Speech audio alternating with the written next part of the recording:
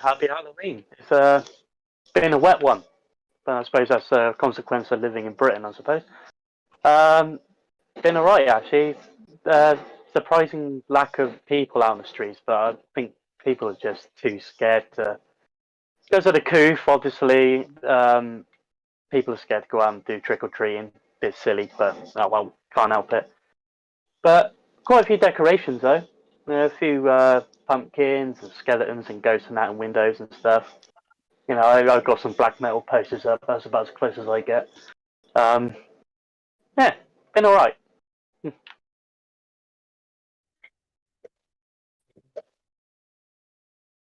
Hey, yeah, good evening, everyone. First and foremost, I just want to apologize for not being on form last night, as my IBS decided to rear its ugly head during the stream, making it difficult to concentrate. But I should be fine for this stream. Anyway, I hope you're all well. So I hope you're well and having a splendid Halloween, as the werewolves would emote.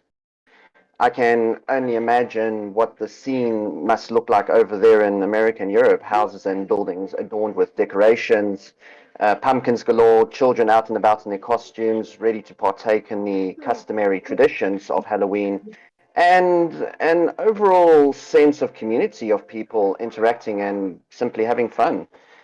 Which must be nice because none of that exists over here due to the stigma of Halloween. Though I am aware of people celebrating Halloween in South Africa, but most of them probably do not understand the significance of this ancient tradition, as well as the antecedents embedded within its very social fabric. Perhaps it is a good thing Halloween isn't widely celebrated here in fear of cultural distortion and of our traditional holidays. However, the very pagans who live here will be the only people who will come to appreciate the origins of such a splendiferous holiday. Over to you guys.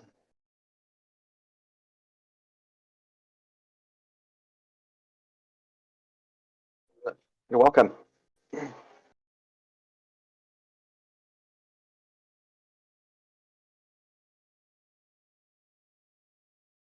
Yeah,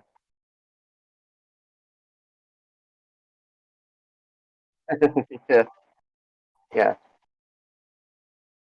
just a little bit. Yeah, yeah. No, of course. Yeah, initially the sketch painting was just to be of an ordinary oak tree, but considering it is Halloween, I thought why not add a Halloween theme to it, which turned out to be, well, it worked out quite well. I'm pretty ecstatic over it.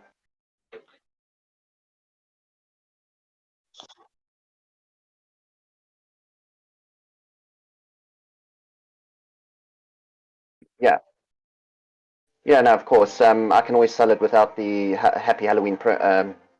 I guess you can call it mark, trademark, or the watermark, watermark. Yeah, no, absolutely.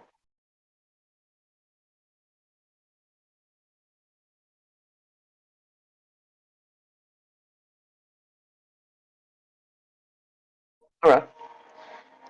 Uh, so yeah, uh, sorry, go ahead, mate.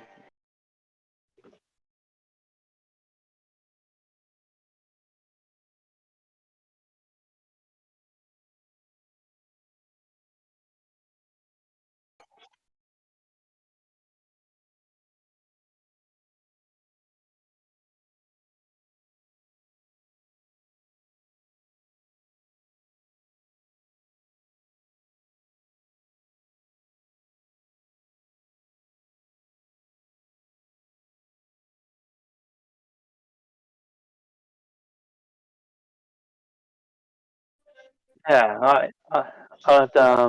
I'd actually say Guy Fawkes Night is probably a bigger celebration than Halloween over here, to be honest. Um,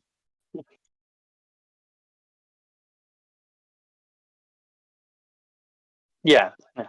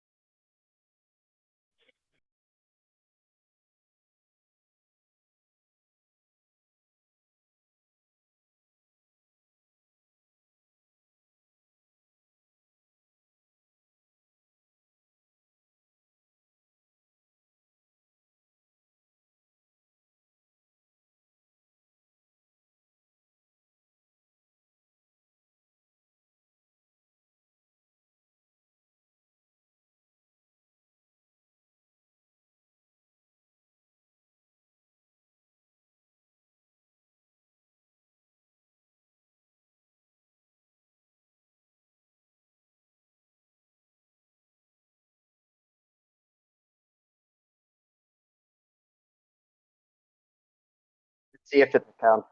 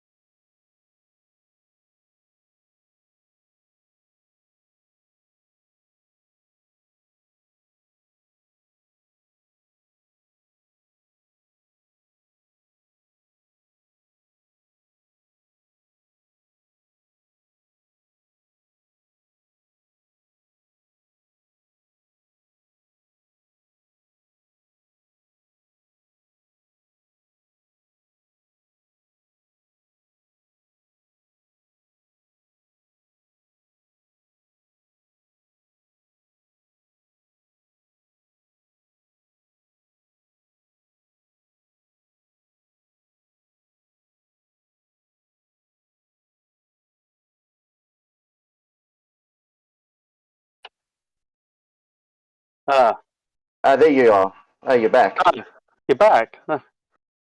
Good. Sorry, I'm So not. we lost you guys for a couple of minutes. Yeah.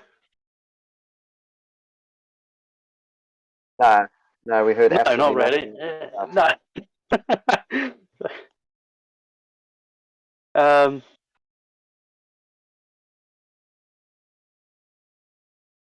I'm not quite sure what was going on there. Yeah, yeah, you guys went down. Yeah, you guys went down for a bit, or went dark. Yeah, okay, you're coming through now. Yeah, now we can hear you.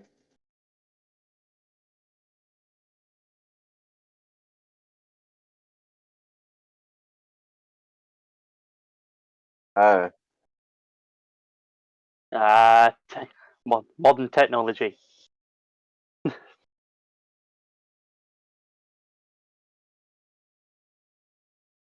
Nah,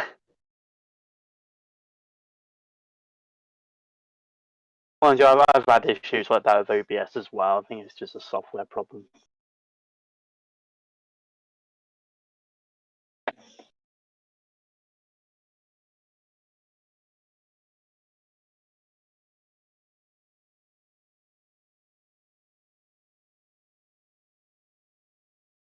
Yeah.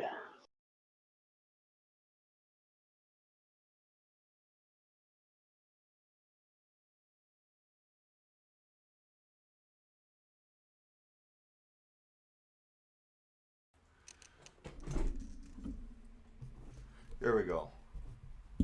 Is that working now? And say something again.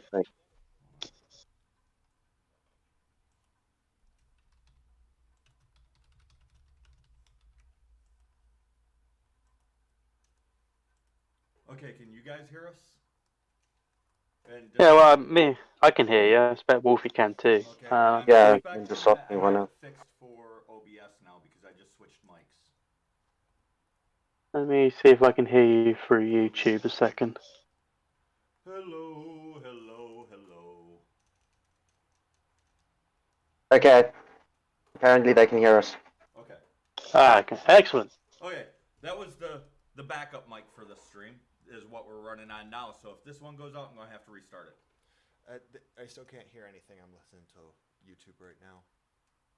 Well, you're also several minutes back. And now should be able to hear me through there. Okay, Vince says that yes, he can hear us. All right, but yeah, there was a wonderful speech about international customs and protecting your local customs, but recognizing that basically we have the same thing. Well, yeah, like I'll different just ways of doing the same thing pretty much across the board. yeah. And is this Mike or Yeah, it's that Mike. okay? Just to reiterate what's going on, though. Basically, I was talking about how there's a version of this holiday pretty much everywhere across our lands. I was talking about how you have Halloween in the USA and Canada. The Isle of Man has Haptuna. You have the Winter Calends, because I'm not going to try and pronounce the Welsh name again, in Wales. You have Kekri in Finland. You have La Castañada in Iberia. In Estonia, you have Mardapev. I'm definitely mispronouncing that. In Ireland, you may have Samhain or some derivative of it. Pennsylvania Dutch has Alliwiesel. Germany has Allerheil Guntag. France has La Fête des Sorcerers. Poland has Diari, or Grandfather's Night. England has Guy Fawkes Day. Italy has Il Giorno del Morti. Denmark has Festilaven. Latvia has Velolaiks. Hungary has Halatak Napja. And Basque has... the Basque lands have Gaztainer. I'm not going to pretend that I pronounced any of those correctly, aside from maybe Halloween. But these are... I was talking about how protect the local customs, but you don't have to feel some level of offense that the American stuff is moving in. I want our stuff to stay unique. I mean, even in America, we have regional variations of even Santa Claus. Like, you get to the Pennsylvania Dutch, they have Belsnickel. You get to the Cajuns, they have him being pulled by a couple of gators, and I think he's more based on the French version, which is Papa Noel. And you get over into Europe, I know that Santa Claus has sort of unholly kinged Father Christmas, because he looked a lot more like the Ghost of Christmas Present when in his OG form. And you also have like all these goddesses and gods that show up around Yule. In Germany, you have Krampus, you've got the Yule goat, which for some reason turned into a very thin kind of Sinterklaas looking guy, which I don't like. I like the goat. Dead Moroz, sort of the Wizard of Winter over in some Slavic lands, which they actually have a version of that is like Cossack Dead Moroz, or Cossack, or however you pronounce that word. But basic Cossack? Cossack. The Cossack Dead Moroz, where he's got kind of a Cossack style of dress and like a sword and everything, which I actually like. I think the more they try to base it off Santa Claus, I don't like that. It's not because I'm against non-Americans having a Santa Claus. It's because I don't like it when other traditions get pushed out just because of the flavor of the month. In favor of. Like, Santa Claus developed organically over in America. He's our version. And we have variations of him within. I don't necessarily want that to replace any figure over in Europe. Or even like, there's some variations in like white lands like Argentina, Australia. I don't know about South Africa, but this isn't a Christmas stream. I was just using that as like an obvious example of the local variation. But I think the first thing Wolfie wanted to talk about was cryptids. So, Okay, well, just a few things. Sorry, just a few things before we move on to that. With regards to what you said, and as well as that being said, the absence of Halloween in South Africa, notwithstanding, will not dissuade me from joining in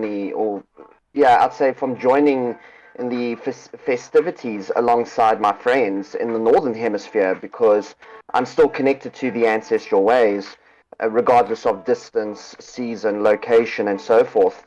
But I must say, I cannot wait for the day when I can finally be around my folk, dress up, play games, tell stories in front of the roaring bonfire, inviting our dearly departed to have some fun with us. Right, and that's an excellent point, because some countries just don't have it. So then grab a hold of one of your cousins' celebrations. In your case, Halloween. Sounds like a lot of fun. By all means, celebrate Halloween. Precisely. Like, I have no problem with you getting in the Halloween spirit, Wolfie. I, in fact, love it, because you and me were kind of both into that macabre stuff. So it plays well. It's both of our favorite holidays, so I definitely can't wait Yeah, no, till absolutely. you and a lot of the other people are able to get together and we're Yeah. able to just have a lot of fun all at once. Yeah, no, absolutely, and celebrate Halloween to celebrate Halloween the way it's meant to be celebrated. Precisely. Yeah. Nevertheless, we all know Halloween is more than just costumes, treats, and pumpkins, but also a time when we can share the very aspects of Halloween lore, which we love so much. We can talk about our favorite cryptids, horror forms, practices, or ceremonial festivities, which is why I devised some of the questions to get the party started, and of course, share with the audience of that which we love so much of Halloween. I hope everyone is happy with that. Sure. Okay, Yeah, cool. sure. Okay, so we'll start off with the fundamental composites that define Halloween as we know it, the plentiful cryptids, monsters, beasts, and folk creatures, as I like to call them, which have played a vital role in shaping the holiday. So, what is your favorite cryptid slash cryptids and why? Hmm. Well, I got two of them just in case one doesn't qualify. Sorry, I was carving a jack o' lantern. We're taking turns carving our pumpkins. But Okay. mine, the one I would consider it more of a spirit than a cryptid, so you guys can reject it. But the Mhm. Doulahan, the headless horseman, he's my all-time favorite. But I think he would fall more under a spirit than a cryptid. Let's ask the Brit. What do you think, Dreadwolf, Mike? Well, I'm gonna go into the cold north of Scotland and say the Loch Ness monster. No, I mean the Um, Doulahan. oh, Would you count that as a cryptid or more oh, of a right. spirit? I'd say that was more of a spirit Okay, so than a then cryptid. the question was for a cryptid. At that point, I'm going to go with Bigfoot, and it's because nobody knows what it is. Well, and I would actually say, just Fair to enough. go forward, is the difference between a cryptid and a spirit. And they can actually have some overlap. Like a lot of the fearsome critters in North Well, like America the are both. The Doulahan is a physical being. It is a physical being, but it is more of a spirit. And this is kind of what a cryptid tends to be. Cryptids It's it's are, it's it's more like a it's physical basically like, animal. sorry, I was going to say it's like a corporeal spirit. A corporeal spirit or like a weird animal, Yeah. like the hoop snake. Yeah. That exists. It's not actually it's not a spirit or anything. It's just species either. it's not a species. It's something some snake species have figured out how to do, which is when they want to go downhill, they grab their tail, form a ball, and roll down. There actually are snakes that do that, but Yeah. it's a thing in North America. Like I think the furthest you get into cryptids, where it starts getting into like full on spirit territory, is like the Mothman, because that's where it's totally a spirit. Like, could it be like a mutant or an alien? Like American folklore is replete with mutant and aliens because we had like this. We're weird, but a lot of our folklore, because it's the last few hundred years, like we were literally founded in the Age of Enlightenment. So we have all this like weird early, like borderline occult stuff, like magical. Then you get into like magical cowboys and lumberjacks and basically American berserkers and mountain men. And a lot of you can see this transition where it's like these are spirits like goblins and like magic cats and stuff, and then eventually it's like it's a mutant and they escaped from this insane asylum like the Melonheads. But that the cryptids tend to be specifically physical, and they tend to be something that it's implied is either a species or like an immortal creature that lives in these woods like the Jersey Devil. But Dreadwolf, you were moving on to yours, so let's go ahead. Too late for me to change my vote. Yes, it is. But you can come back around, but we got to take turns. So, Dreadwolf, your favorite cryptid, man. I already gave it away, but I suppose really a bit generic on this point. But the Loch Ness monster is my favorite, purely because just the craziness around it is almost like a subculture regarding it, almost a cult mentality of the Loch Ness monster with different sightings and stuff. But they've also done like DNA surveys, sonar readings, and all kinds of things. And this has been going on for a while. Centuries. yeah, I think the first sighting I think was in the 6th century, if I remember correctly, in the 500s. And then obviously since later Victorian age, even up until now, we still get people going up there to see if the legend is real and stuff like that. It's an obsession with some people, and I find it. I think the last one. Oh, sorry. Oh, no, it's all right. I was just going to say there's actual mythology and stuff that gets tied into it. Like the Kelpie, a.k.a. the water horse, gets tied into it sometimes. I know that they did like a whole movie called The Water Horse or whatever, which was about the Loch Ness Monster. It was wrong, as CG is saying.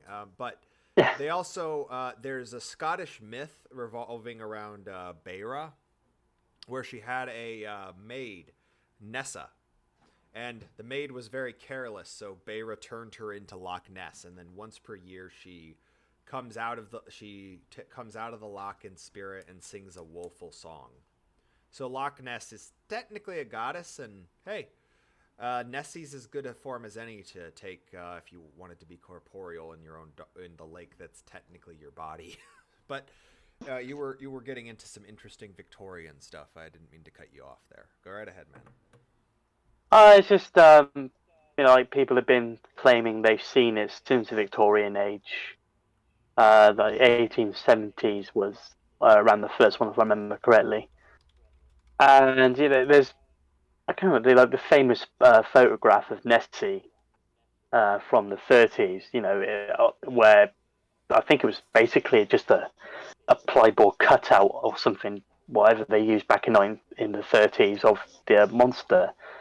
People believed it at the time, if you know what I mean. And obviously the depiction of Nessie, I'm going to absolutely butcher the pronunciation of this dinosaur, but it's almost like a Plesiosaur? plesiosaur, yeah, that's it. Plesiosaur, yeah.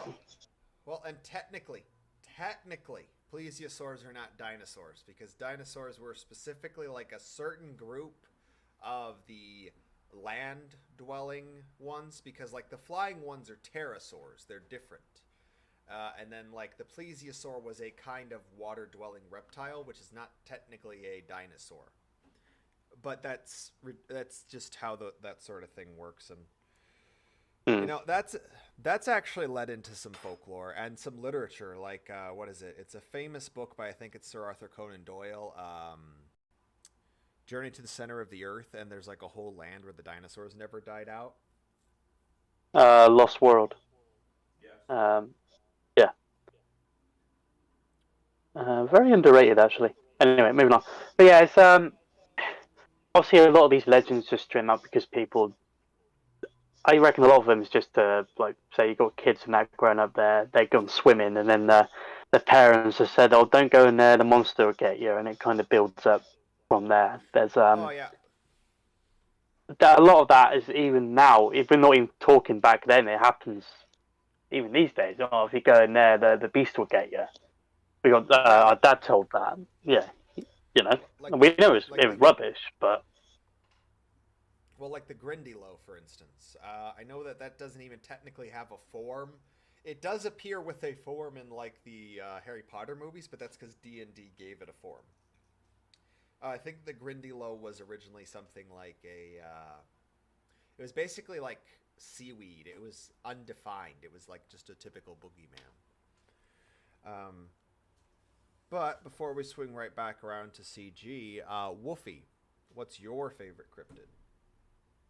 Yeah. Well, everyone watching this is probably predicting my favorite cryptid with utter surety.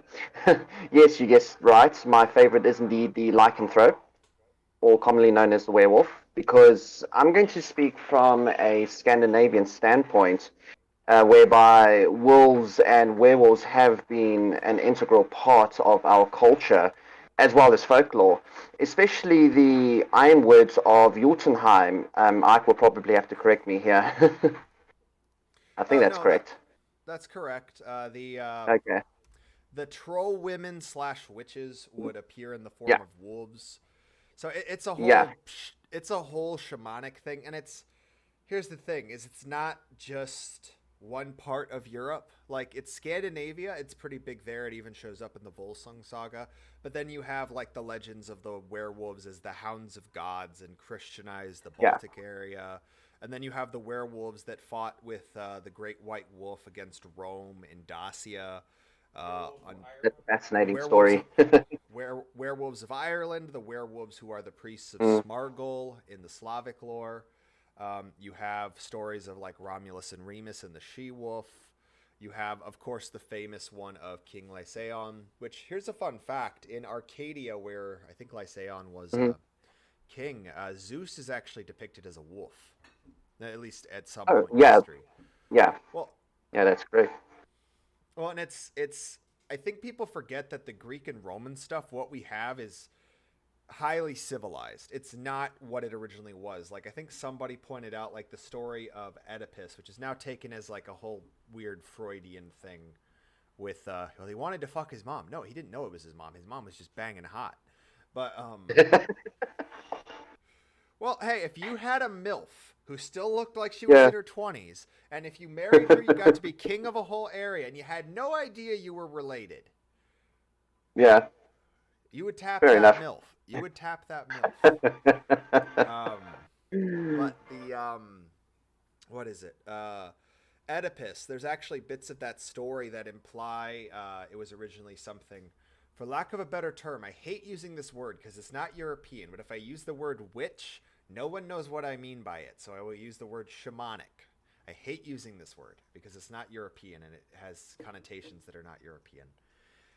But it actually has like roots in shamanic lore, the original story of Oedipus, and it was retold over continuously. It's like a lot of the stuff that was told as plays. It's like today, the original story is not the same as the movie. So the original story was not the same as the version in ancient Greece and ancient Rome, which was like the play or the novelized version of this tale. Like American Gods is not actual Norse mythology, you know, that sort of thing. Yeah. So we have to sort of understand that what we're getting, and from Norse mythology too, because we're getting from like the period right before it was Christianized. That's why you have to be willing to peel back the layers. Like everyone takes it at face value, and both you and Dredd are both people who are very fond of Fenrir. You have them as your avatars. You use them as metaphors for breaking free of the constraints that have been put around both of you. Fenrir is an important god. He is the great wolf of Scandinavia. He is this deity who is far more than just a chained up monster like they want to present. Like we are getting the lore long after the fact. And it is something that people have to take into account, but because people are so used to the book is right, you end up with people treating them like Bibles, which is unfortunate because the Scandinavian stuff, it's not mine. I mean, I've said before, I'll say it again. I am more like the central Germanic tribes, like right above kind of where the Meds are. Like the Hessians, the Swabians, unfortunately the Franks. But the Well, the Franks was cool. The French suck. the Franks were cool, the French suck, as CG said. And the British people cheered. But If you're French, you don't suck. well, it's like being a millennial, you know? It's like the nationality equivalent of being a millennial. You know you suck, but you just hope you're the exception. Right? And all you can do is try to be the exception to the rule. But with that, you have all this stuff, and you have to be able to understand that it is not complete. This is not all the gods they had. And that you're getting a really complex situation there. And it's one of the reasons why my sort of trademark style that I try to do with lore and how I do research is what we have now and connect it as far back as I can go. You know, like me and CG have talked about it on the podcast before. Butlers and maids were assassins and bodyguards. And before that, they weren't even butlers and maids. They were housecarls. And before they were housecarls, they were berserkers. So you can actually tie the origin of freaking maids and butlers back to the berserker. I wouldn't say a butler is equivalent to a berserker, but you can tie a line back to where that role originated. And what if I was rich and one was? I'd hire him. Yes. Yeah. And it's one of the things that, it's something to take into consideration. But, I took over accidentally there. But you were talking about No, it's all right. Go ahead. No, it's okay. Yeah, just to reiterate what you said, the Ironwoods of Jotunheim is the domain of the Witch of the Ironwoods, also known as Angrboda, a Jotun and beloved goddess. But she is also the bearer of wolves, giants, and trolls. I think that is correct. Addition. Thing too is, Sorry. it's something that I hope that pagans stop doing.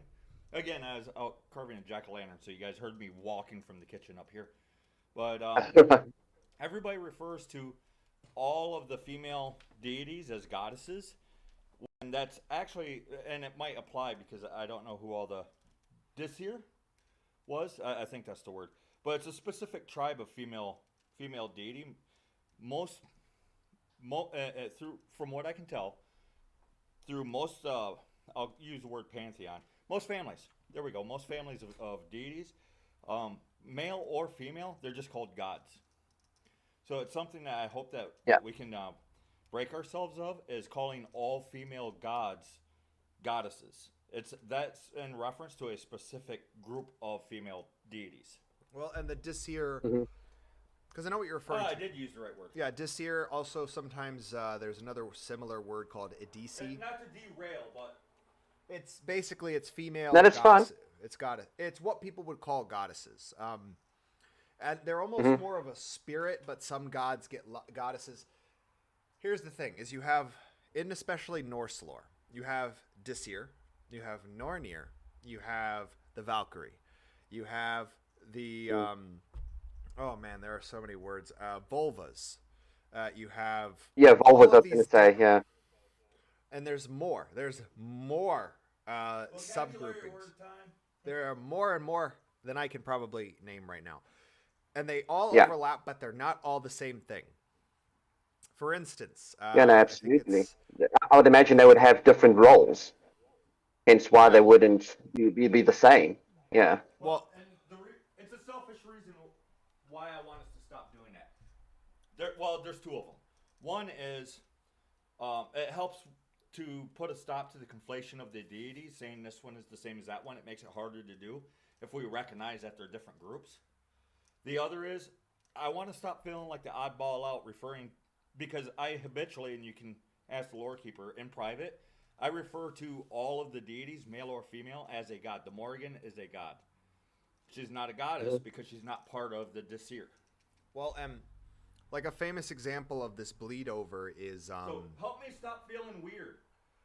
Is Skuld, which is there's of the three main Norns, because the Norns are a massive group, but there's three main Norns, at least in the Scandinavian tradition. There's others in Weird is both the web of Weird, but also a goddess who is one of the Norns. People try to say she's the same as Erder, but it's just as likely that she's actually just an important Norn to a different tribal group than Iceland.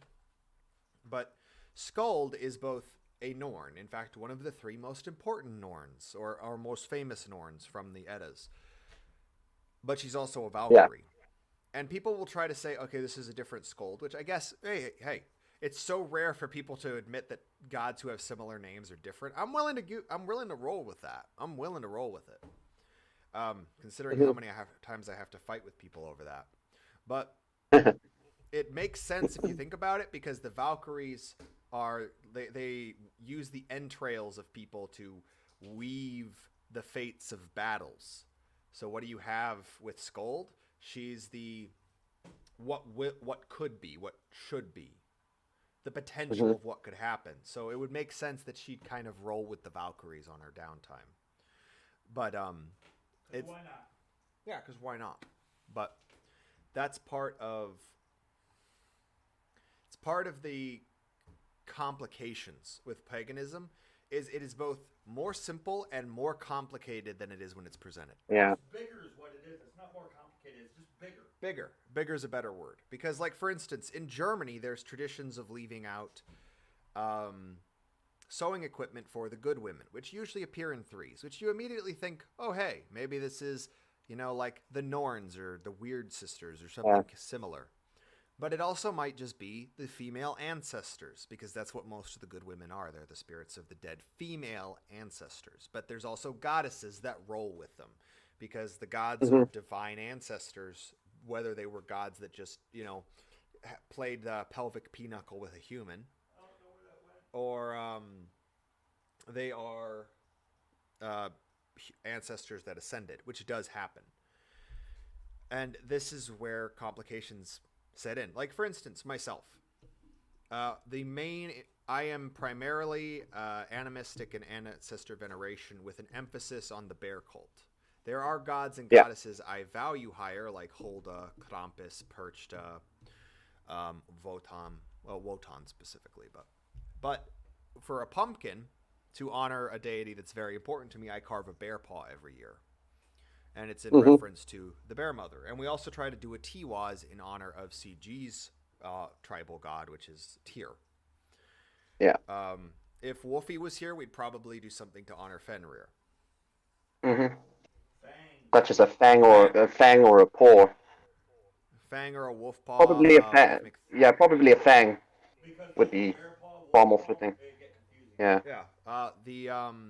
For McThunder, we would probably carve something for the Dogda. Knowing his cheeky Scottish self, he'd probably carve a dick. But Dreadwolf, I know like Sir Nunos and Fenrir are important to you. So if you were visiting for Halloween, we'd probably carve a pumpkin in honor of your main deity. So, but I don't want to drown you out there, Dreadwolf. So if you got something to say, feel free to chime in, man. Well, everything I want to say you've already covered. I'll just be repeating things you said, really. I'm trying to think what the subject was. Yeah, I suppose with, like you said, with Fenrir and like other gods in that as well, they often get misinterpreted, obviously, by modern day media. If you look at the Marvel films, the Thor films, and stuff like that, American Gods, and obviously it's changed. So, I mean, it's like with the Jotuns, they're depicted as evil. Well, they're inherently evil. There's no good Jotun. Well, you might as well just say they're the 13 Princes of Hell or whatever they are, really, if you're going to go down that route, which is what they're doing. So, and they need to read more too, because there are stories of that. Yeah. Where they're good. Yeah, the giants are... Well, frick. Technically speaking, Odin, Skadi, Loki, Hel... Many of the gods are just straight up giants. Even Tyr, by the Norse lore, is a giant. Because both of his parents are giants in the Norse lore. Yeah. But it's a whole freaking thing. And it's an Irishman. Yeah. But the it is something that pop culture has caused a lot of problems with. Like, one of my pet peeves, and here's my thing, is I don't personally care what hair color a god is unless it's really specific. Like the Morrigan, she has to have raven hair. She doesn't look right if you give her red hair. I know a lot of people like to give her red hair. She doesn't look right with red hair. She's got to have raven hair. That's Bridget. Bridget is the red hair. That's some of the weird exceptions. The only reason I am such a pissant about Thor being redheaded is because that's how he's described. That's how he's depicted. Even post-Christianization, when he's like fused with Saint And that's Olaf, how you should be represented. Yes. But in general, I don't personally think because a god's appearance can change so much, because there's huge periods of time for... Most of the deities aren't described in that kind of detail. Well, yeah, most gods don't get that level of detail. And many gods, because they'll usually just be modeled after what the tribe thinks they look like. Like, this is the biggest, strongest guy here, so this is probably closer to what Thor looks like. Or another, like Santa Claus. Everyone knows what Santa Claus looks like, but there's always independent ways of what he's supposed to look like. So there's a variation. Like, for me, there's a specific way Santa should look. Like, he can't have his beard be too short. He can't have his beard be too long. There's like this sweet spot where Santa's beard has to be. He can't be thin, and he's got to have, the coat.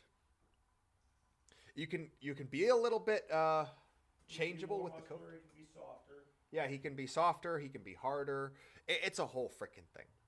But that's just a mythic figure from my hometown. Like, I'm sure, like, in England, there are mythic figures. Like Dreadwolf. How would you feel if they made a Robin Hood film, and I think they've actually done this, where instead of wearing green like he's supposed to, they were like, why don't we put him in a leather jacket and khakis? Yeah, and get an Aussie to voice him, who sounds like an Irishman. Yeah. I had to admit, it annoyed me. I mean, it's not the most offensive portrayal I've ever seen, but I think if you're going to do it properly. They just sort of made him look like every single superheroes out there. To be honest, the best portrayal of Robin Hood is in the Disney film from. I know it's a fox, but he still wears green, and that's more than any other Robin Hood depictions won. I will say my favorite Robin Hood depiction that I've seen. It's a tie. It's the first person who played him in the Robin of Sherwood series, because that had all like the mysticism and fantasy, and like they had pagan gods show up, and there was even like a brief war in one season between people who honored Fenrir and people who honored Hearn. And it wasn't because Hearn and Fenrir were at odds. It's because these two groups could not agree on how things went down, and they just happened to have two different patron deities. Is that the one from 2006 or the 80s? One of them. It was an 80s. It was an 80s TV show. And it was actually pretty good. I watched it.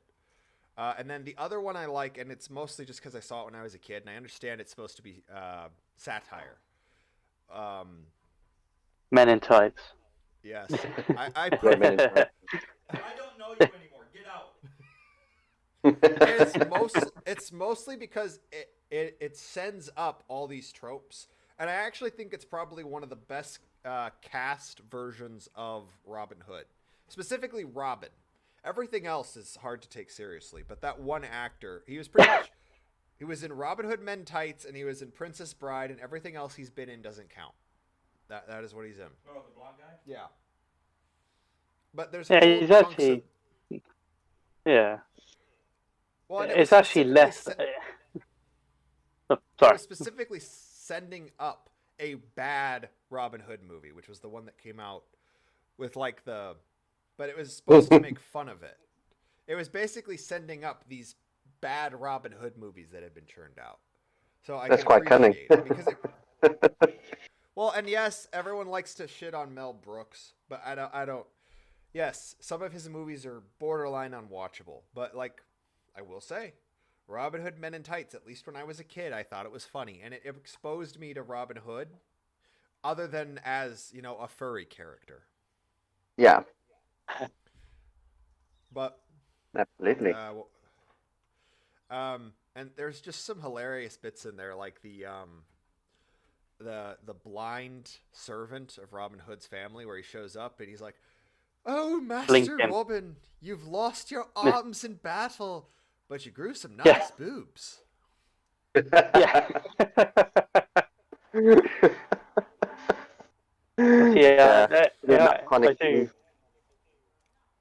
I do actually have a soft spot for that film. I must say, Alan Rickman did an extraordinary job. I love that guy. Yeah. Alan Rickman. Oh, there was another one. There was another great scene in there where it's like testicles of a newt, and she's just putting all these disgusting ingredients in, and she's like, the Prince John is trying to have his fortune told, and then he's like, "But what should I do?" And she's like, "If you want your fortune told, go see a witch. I'm just your cook." Yeah. Yeah. And also, I like the Sheriff of Nottingham as well in that. Or Sheriff of Rottingham, as he's known in the film. And there's nothing wrong yeah. with liking these films. I don't know why we always or satire. No. I don't know why we always have to be this purity spiraling. Well, it was yeah. Well, it was made by someone who is, a long nose or whatever bullshit we're using as code for that Long right nose. now. I can't. It was good. No, I don't like it when people use our spirits as. It's the same thing. I keep arguing with people. There are no evil spirits. They're just spirits that are either they don't like people or they don't understand what they're doing is harmful. If you have no corporeal body, how are you supposed to know cutting someone's hand off is bad? There's conceptions there. It's like even the Doulahan. Okay, Yeah. easy way to fix that. Get rid of it. Yeah, as CG said, a spirit might hear, "Oh, your hand hurts. I'll cut it off. That'll stop that." Or the Doulahan, he's a psychopomp. He's scary as all get out, but he's a psychopomp. He doesn't kill you. He's there to collect you, like the Grim Reaper or the Anko. Yeah. And when people use Goblin, which is it is a category that includes a lot of helpful house spirits. As a negative, I hate that. Or when people refer to certain groups as orcs. Orcus is a wildman god who is typically classified as Gallo-Roman, but he's basically a wildman god of the Alps. He's known as the Orc, or the Lork, or simply Orc. That's where that name comes from. This was a deity. They aren't bad guys. They aren't bad guys. And I understand what modern fantasy does, but I don't like it when people do that. And I understand why they're doing it. They're doing it because of Tolkien. But as masterful as Tolkien's work... Yeah, he didn't mean it in a disparaging way, but Tolkien made masterworks, but it's like Wagner. Wagner made masterful fucking operas. Beautiful, tear-inducing operas. He got so many things frickin' wrong. It doesn't make his music and his art and all this beautiful stuff that spun from him any less valid or beautiful or precious. People, there's a song by the New Christie Minstrels about Paul Bunyan. It's beautiful. It references folklore. It's kind of more like folk songy, like you sing at like a 12-year-old's birthday party. But it's a good song about Paul Bunyan. And it's probably not always accurate, but it's an entertaining song. And that's what we need to understand is people have forgotten that it's okay to disagree with people that came before us. Yeah. Like for instance, one thing that we always typically go against in this stream is the Indo-European hypothesis because people treat it as hard fact. It's not even close to that. But so when you treat that as fact, you're causing so many problems. And why do people treat it as fact? Because a few people said it was. Like you have whole people talking about how the Yamnaya culture was Indo-European, but that was basically said by one feminist author 100 years ago, and she never substantiated it. She just said it, and people ran with it, and now we have to deal with whole channels with over 100,000 subscribers talking about Yamnaya culture and how it's tied into Indo-European. These people don't do anything for research. They're just doing clickbait. Yeah, they just left it up as if it were gospel. Which is actually how a lot of people behave, but that's besides the point. Back to cryptids, Yeah. because it's now... Okay, yeah. Returning back to werewolves. Additionally, we have... I did Sorry? an article about the dogman. That's what I was going to talk about was the my other favorite, which probably actually closer to the truth than the Bigfoot, is the dogman. Do you think that because I wrote that article on it and then we talked about it besides... do you think that the dogmen and lycanthropes or werewolves are possibly related story-wise? I would. It's a very good question. I'd say they are a variant, perhaps. I'm not too sure if there is any overarching law, but I would definitely say that they share similarities or some type of commonality in terms of I guess you would say their appearance, their background, how they came to be, etc. Well, the dogmen are also mentioned in a lot of like chronicles in medieval times and stuff like that. And then you also have the wolver, which the wolver differs from a lot of werewolves and and is closer to dogmen because he doesn't shift. He's always a dog wolf man. But there's all these variances on these traditions. But the dogmen are a kind of spirit / cryptid from basically the northern Midwest, so like the Great Lakes region, so like Wisconsin, Minnesota, Michigan. Yeah, he's called the Michigan Dogman, but he's in a few states. Yeah, he's called the Michigan Dogman, but he spreads out from there. But there's a lot of stories of them. They're protectors. They fought in Civil War. I was gonna say with the wolver, it's actually said to be benevolent unless provoked. So That's pretty much what the Dogman. That's how the dogmen work. yeah, People will actually leave like little offerings for the dogmen too, as a thank you. Unless, of course, you're a dick and then run. Yeah, because the dogmen will fuck you up if you're a dick. Yeah, fair enough. But with all of us lads, so we got the dogmen, we got the werewolf. I'm torn because on the one hand, if I have to go American, I'm gonna have to go with either the jackalope or the mothman because I am a sucker for American cryptids. Choice. The jackalope's pretty good, and that's a spirit. Like people always. Sorry, Ike. Are we moving on to you? I'm not quite finished with my piece. Okay, go ahead. You finish up. Sorry. Sorry, I didn't mean to take most of the time or take up most of the time. Nah, you're not. We are. Okay. Yeah, I was going to say, with regards to werewolves, we have the Saga of the Volsungs, which is a collection of surviving fables which mention werewolves. The one particular story I thoroughly enjoyed is the story of a father and son who accidentally donned wolf hides, which, unbeknownst to them, had a dark enchantment. Then they would spend 9 days as werewolves embarking on a perilous adventure of loyalty, betrayal, selfishness, and the consequence of overweening pride. But the magic involved makes this journey all the while enjoyable. It's a short fable, but otherwise charming. You can, however, read the entire fable as part of my werewolf article in our newest publication. So please check it out. I hope I'm not boring anyone. No, but good product placement. Yeah. But And go ahead. Sorry. I just want to know, did werewolves make it to South Africa? Are there werewolf legends in South Africa? Is what No. CG's? Okay. No, absolutely not. I think you would probably encounter legends or folklore of the jackal, but I think that's as far as you'll go. The jackal. When it comes to canines, yeah. So perhaps, I'm not too sure. Yeah.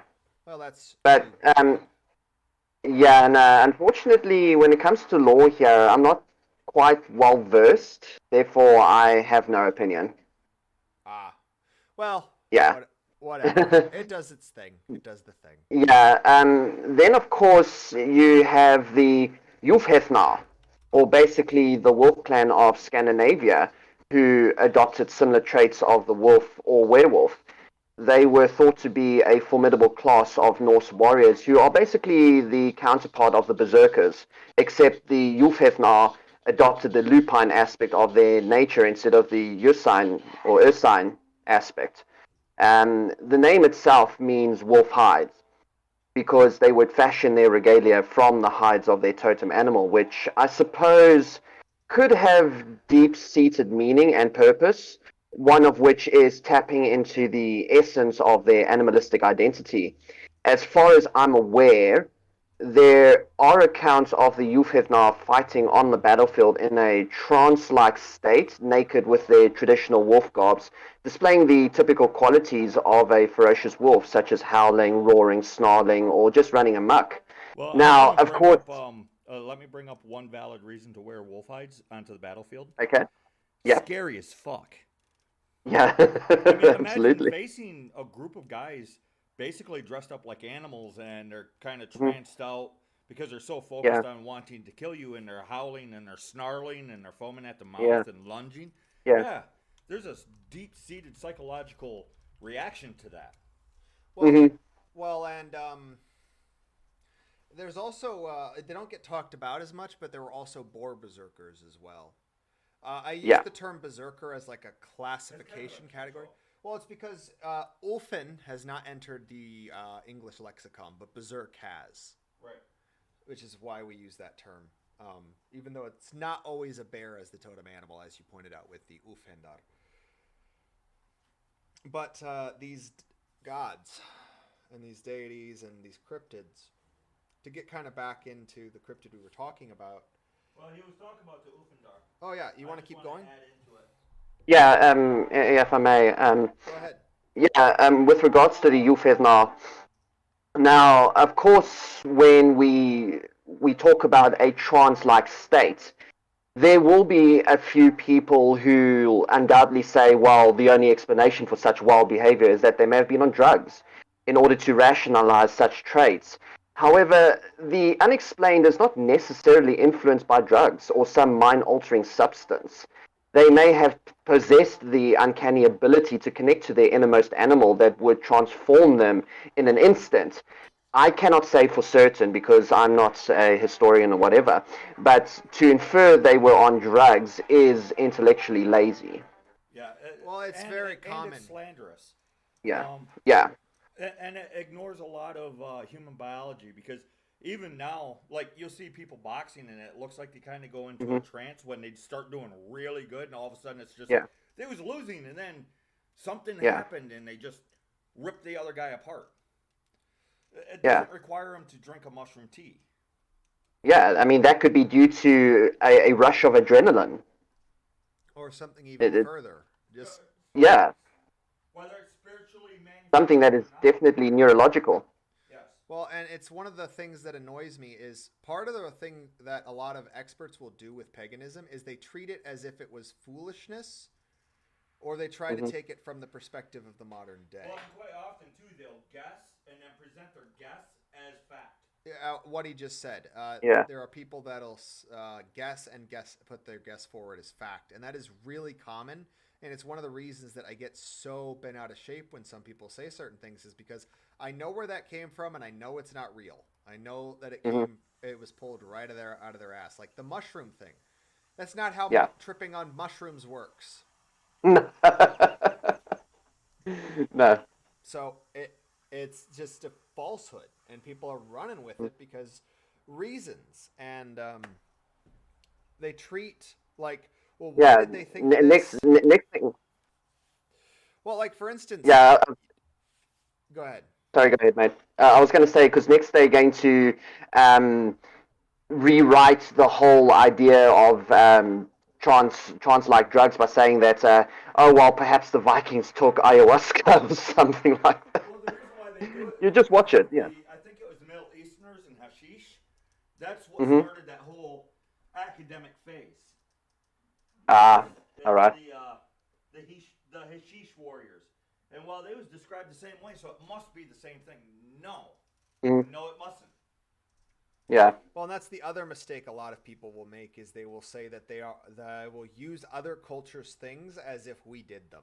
And by the way, who wants to see the pumpkins after we carve them? We could post them on Instagram. Anybody interested?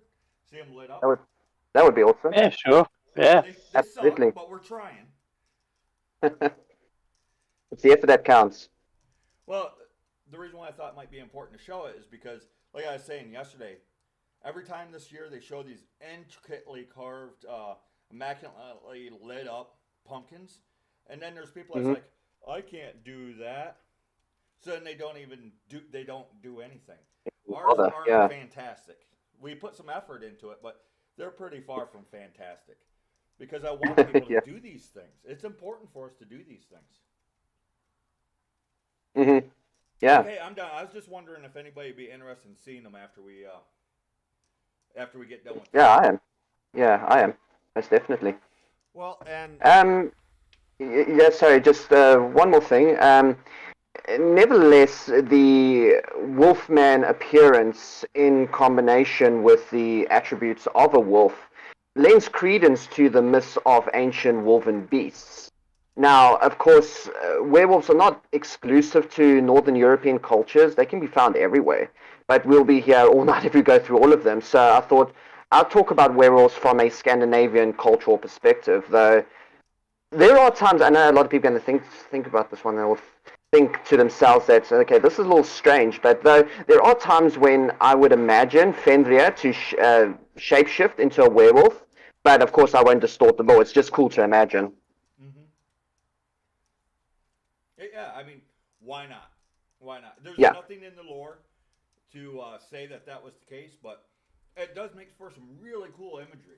Well, yeah, does. werewolves look fucking epic, or I think they're called wolvers in like World of Warcraft. But like a lot of the stories of werewolves, it's projection of the soul, and they either use basically what I will refer to as borrowing, which is where you put your soul into an animal and temporarily take over their consciousness. Odin is actually mentioned as doing this in Ynglinga Saga. And many witches. And many witches do that as well. And then there's also another version where you send your soul out and the soul changes shape into an animal. And this is like the movie Wolfwalkers. Oh yeah, that's true. Yeah. But over to you, Mike, or the lawkeeper. I'm just going to be real quick with mine. I'm going to go ahead and say that if I had to pick a favorite cryptid over in America, Jackalope or Mothman. I'm a sucker for both. But if I'm going old school European, Woodwoses. So that's that. But we got 2 more questions to go and less than an hour to work with. So Yeah. let's go ahead. Okay, so move on. moving on. What is your favorite horror movie / movies? Dreadwolf, you are the horror movie du jour guy, so you can go ahead and start. Favorite. Oh, damn it. Going by type, favorite slasher is Halloween, the 1978 version. Gothic horror, Dracula from 1958.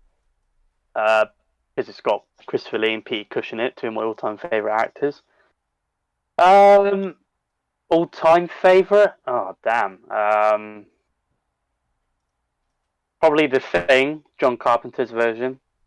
I have to admit, that's probably my favorite. It's the one I can remember watching when I was really young. I probably shouldn't have been watching it when I was really young, but I had an awesome dad. Yeah, I suppose. Yeah, anything by John Carpenter, really. Even his bad films are good. I quite like that. If I never hear the word Lovecraftian again, I'll be very happy. But I'll pay a lot of money not to hear that fucking word again. But In the Mouth of Madness, another John Carpenter film, takes a lot of inspiration from Lovecraft. I highly recommend that one too. But basically anything by John Carpenter. Yeah, very much. Obviously Clive Barker as well, with Hellraiser and Rawhead Rex. But yeah, that's pretty much it. So Really, I don't really like anything modern. No, anything past the sort of like what I call like the James Wan phenomenon, like Insidious and stuff like that. I could not care less about anything like that, where it just bores you to tears and has a jump scare and it's meant to be scary. Yeah, it's I like atmosphere and build up, which is why The Thing is is my favorite horror movie of all time, because it draws you in. It's remarkably compelling. It doesn't put you sleep and then something happens and apparently that's scary. That's the Thing is my all-time favorite. Good book as well, actually. All right, what about you, Wolf? Fantastic. Would you like to go before me? That could be a while. I can go. Mine's CG pretty can go. short. Okay. Mine isn't actually a movie. It's a short. It's part of the Twilight Zone series. It's the one with William Shatner and the gremlin on the wing. And it's because he slowly loses his mind. And by the end, he thinks that he's crazy. Yeah. But then it turns out that he's not crazy. which then drives them even more crazy.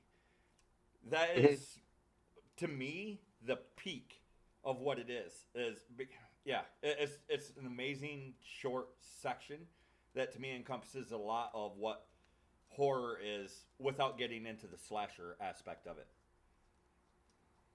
It's actually a really good episode. It's amazing, actually. That I've seen it. It's fantastic. Good choice. Yeah. And I will go Um. ahead and say I have no idea. I am, despite the fact that I like the macabre, I have never been a big fan of horror movies. And it's not because I don't like horror movies. It's because most of the ones I've seen are terrible. Yeah, especially those of late. Yes. I mean, they do not constitute horror movie or horror films at all. They're just, No, I'm I trying don't to. know, I'm trying to think of some one. abortion. I'm trying to think of one. If I had to pick my favorite. Yeah, I think I'm out of luck. I can't think of one. I can throw some out, but it's not because they're my favorite. It's because I actually remember them existing. So, like, It Chapter 1, Yeah. Sleepy Hollow. The first one? Oh. That's not a bad movie.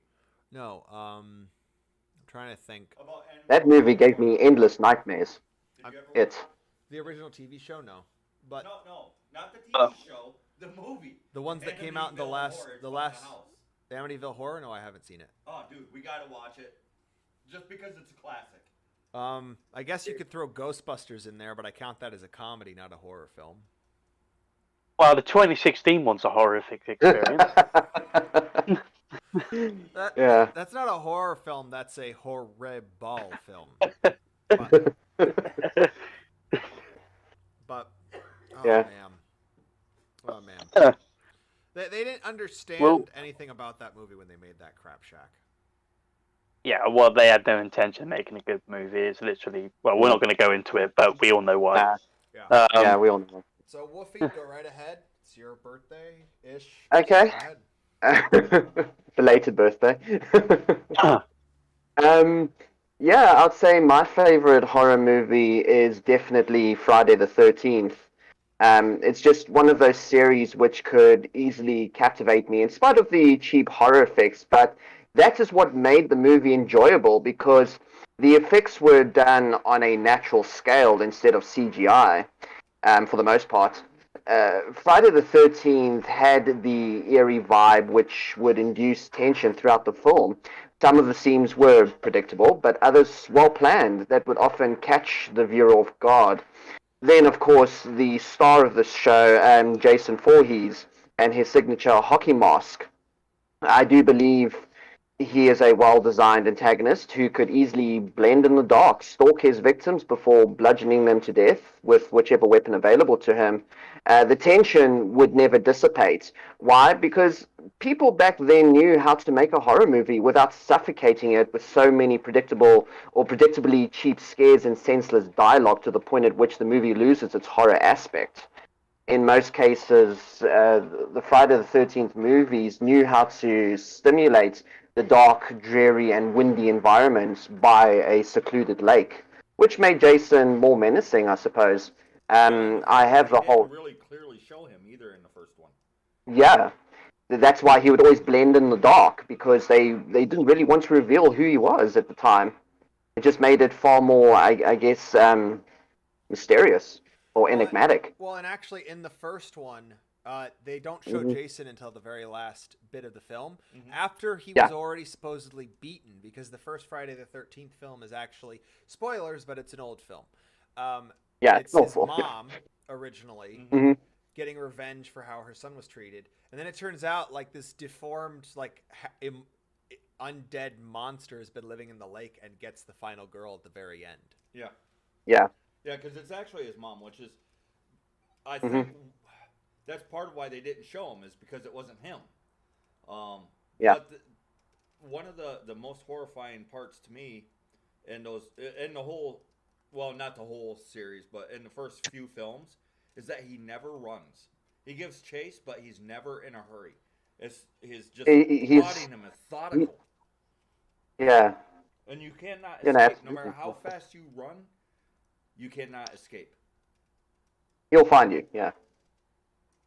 But same with Michael Myers, isn't it? Like you could say he was the original one. You just can't escape the boogeyman, essentially. Yeah, and it's a good it's a good play on the psychology. No matter how far fast you run, no matter how good you hide, no matter what you do, it doesn't matter. He's going to Mhm. get you. So Yeah, it's only a it's matter a of time. deep play. What was that? Yeah. Yeah, no, it's saying it's only a matter of time. Yeah, and it's amazing. Um, It's too bad that they forgot how to tell stories. mhm. Yeah, no, Yes. no, absolutely. But nevertheless, well, when it comes to Friday the 13th, some of the movies were a little silly in terms of plot, but the location, atmosphere, score, and some of the actors slash actresses who managed to carry the movie without faltering made it worthwhile watching. The brutal killings are indeed a bonus, Well, and not to sound sadistic or anything. some people crap all over those movies because, well, there's no deep intrinsic meaning to the film. You don't always need Mhm. a really complex story theme Yeah, for a good story. It can be something simple, which to me, I agree. I love the original three, Friday the yeah, 13th. Um, but part of what I like about them is they are simple. It is fine to use the trope. But when you use the trope, lean into it and use it well. It doesn't yeah. matter if it's a bunch of college kids gone camping. It doesn't matter if it doesn't matter. This thing is happening, and that's all that you need to know. Yeah, absolutely. Regardless, I wasn't particularly impressed by Freddy versus Jason or Jason X for that matter. Oh, they were utterly. I like the first couple Nightmare on Elm Streets because of the concept Mhm. of there's only one way to run from them, and you can't do it forever. Yeah, no, absolutely. With regards to Friday the 13th, the one I oddly enjoyed is Jason Takes Manhattan. I know the premise, however, is a little silly, but because of the finite set, I do believe they were on a small ship, small boat or something.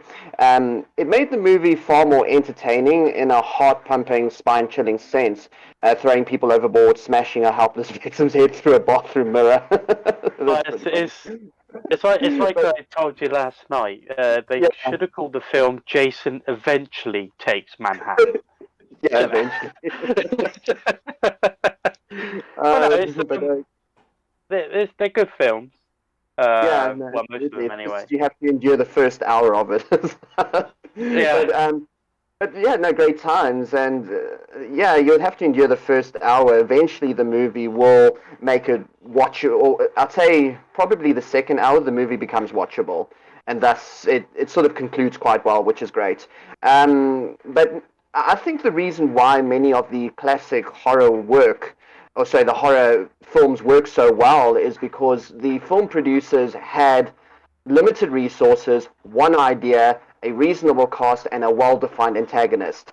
Nowadays, they flood the production with too much money, too many ideas that will have no bearing on the story whatsoever, and thus reduce the movie to a formless, colorless paste of unoriginality, Mm-hmm. as well as a bloated cast who behave like props instead of performers. Well, that's almost every That actor nowadays. Because here's the thing: is yeah. almost every actor doesn't. If they know how to act, they know how to act like themselves. Hmm. It doesn't really seem like there's people that can actually get nuance anymore. And I think part of the reason too why the old horror films worked is because they took time for setup. Hmm. Like in the Friday the 13th films, for instance, you got to know the characters. Maybe not their entire backstory, but you don't need to know their entire backstories. Just enough that you then care that they die. Or you might even Hmm. be rooting for them to die because they're jerks. Yeah. So Yeah, you, that's the thing. they would take the time to, here's our Yeah. character. No, you don't need to know who his mom and dad is. Yeah, it's part of character development. Right. And take the time to do that. And then there Mm. was a series of time where they got too into that, and then they'd spend like in an hour and a half movie, they'd spend an hour and 10 minutes doing build up with 10 minutes of what the movie was about, and then goodbye, and then 10 minutes of goodbye. Yeah, that's not Yeah. good either. It's got to be a good balance. Storytelling is Mhm. an art. It really is. Yeah, most definitely.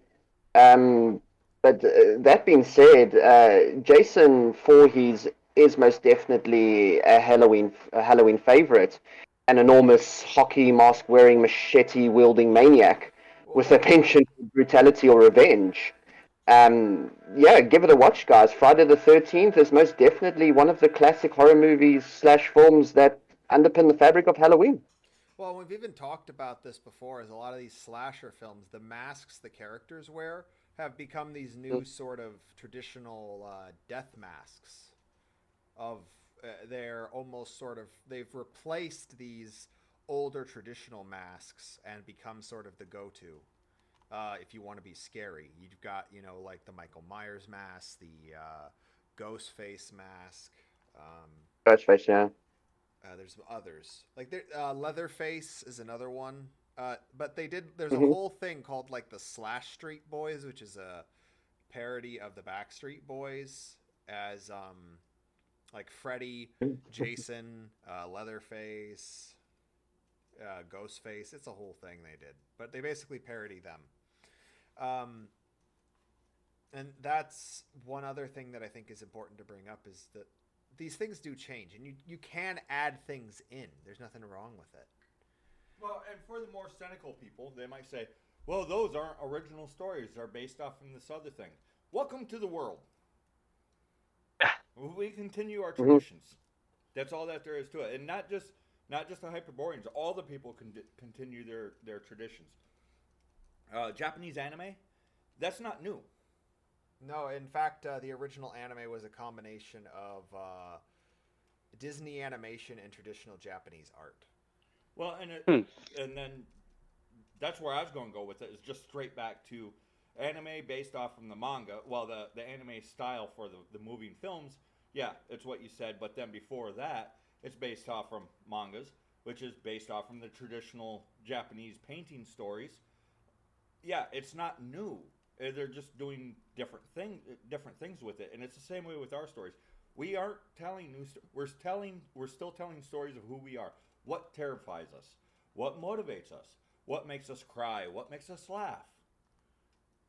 And I think that might be part of why TV or why media is sucking now. Like they can't make a good horror film because they don't understand what's scary, and they're trying to make a horror film that's scary to everybody. Which is not how things work. Yeah. Yeah. Oh no, The well, different peoples are when scared of you different things. watch a modern one, I hate James Wan for this. They all have the same formula.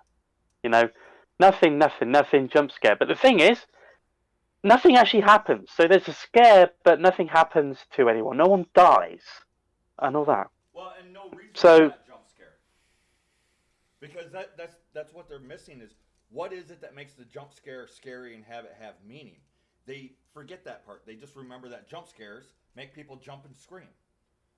Well, yeah, it's you could do that really good with a happy Disney movie. Um, just just throwing yeah. random images and screams, people will jump.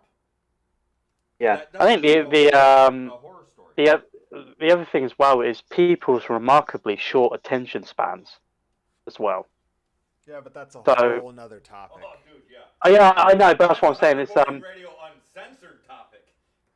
yeah, I know, but it's when you go back to like the 80s, really, 78 to 84 was the golden age of horror films, as they say.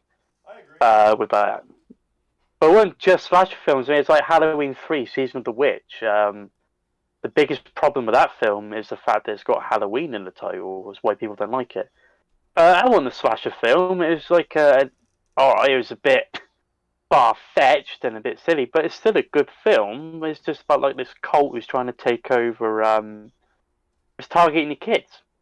Now, if you're a parent, I mean, I don't think I'm one. I might be, but if you're a parent, someone's after your children. Well, you kind of be a bit concerned because you don't want someone going after your kids, do you? So you can do everything you want.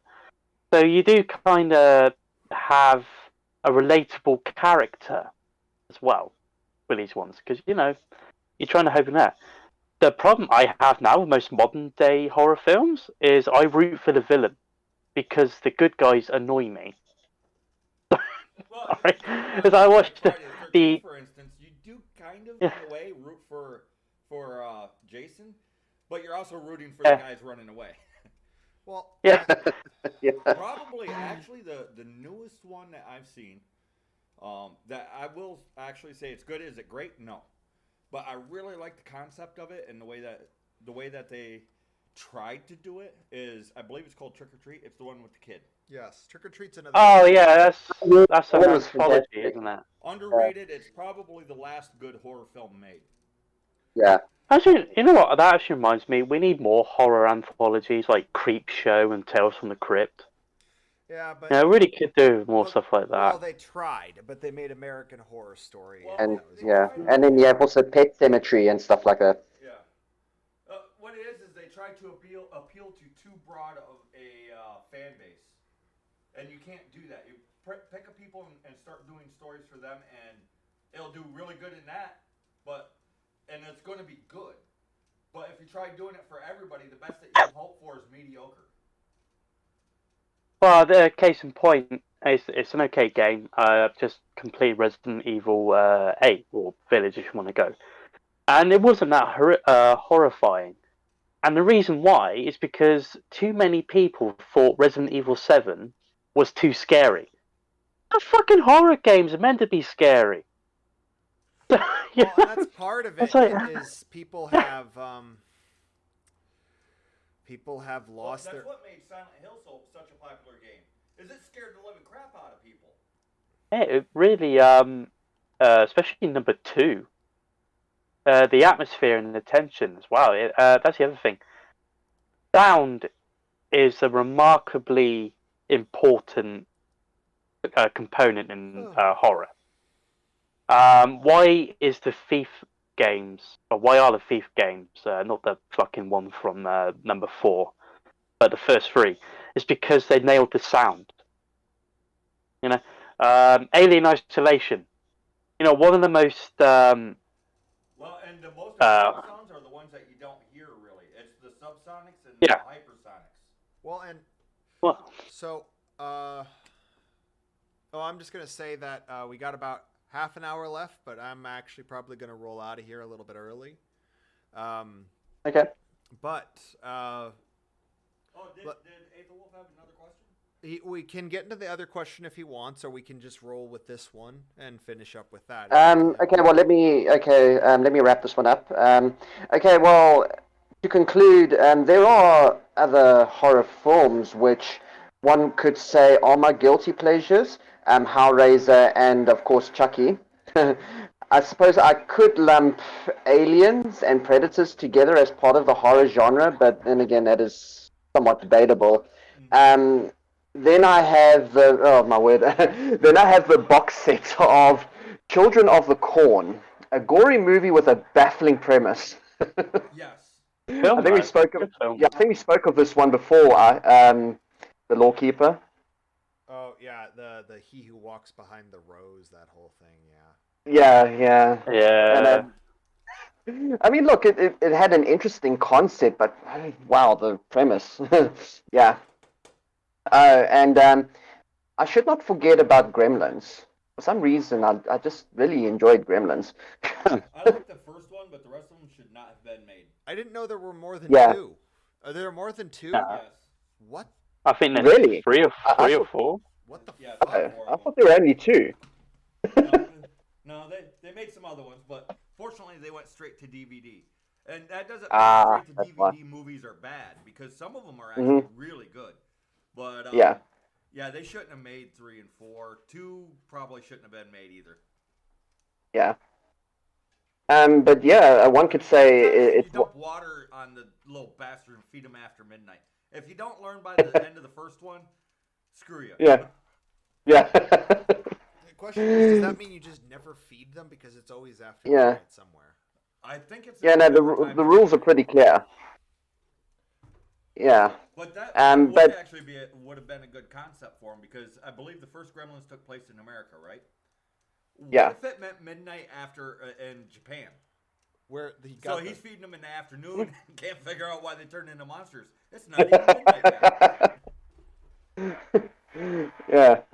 Well, that's not even what gremlins are, because gremlins are like machine spirits. They're not really they're not what they were in the movie. I don't know what Yeah. those were. They were closer to Furbies, which wouldn't be Furbies. invented for another 10 years. Furbies, wow. Now I do feel old. Yeah. I was just a wee lad when those existed.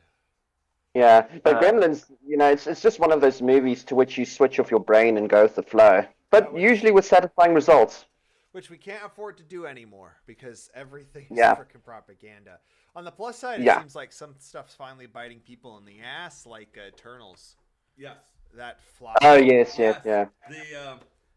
The simps have turned on their masters because Yeah. Rotten Tomatoes gave it like I think it's a 50%. Which is not good. That's an F. Yeah. So hey, it's about time. But Well, and here's the other thing too. If you don't like something like the Wheel of Time show that's coming up, just don't watch it. They notice. like the Lord of the Rings, for instance, just don't watch it. Don't hate watch it because they don't care if you're watching it because you hate it, just so you can complain about it. Seriously, Yeah. just never turn it on and it will go away. If all of us get together and decide we're not going to watch this crap and don't even watch the first episode, it will go away quickly. Yeah. Okay, I guess we can move on to the last question. All right. What is your favorite thing to do on Halloween? I can't say that on YouTube. Ah. All All right then. nurses and my favorite thing to do on Halloween. Well, when I'm in the right environment, I guess.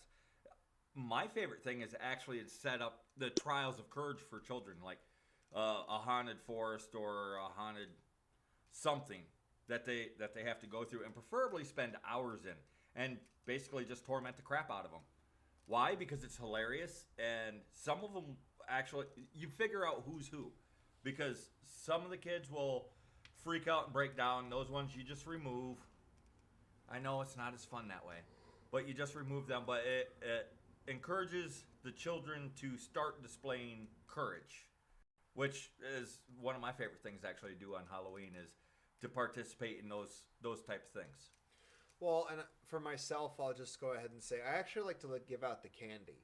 Like, if I could, I would probably be the scary house on the block that gives out full bars. Oh yeah, I'd love to set up a thing like the.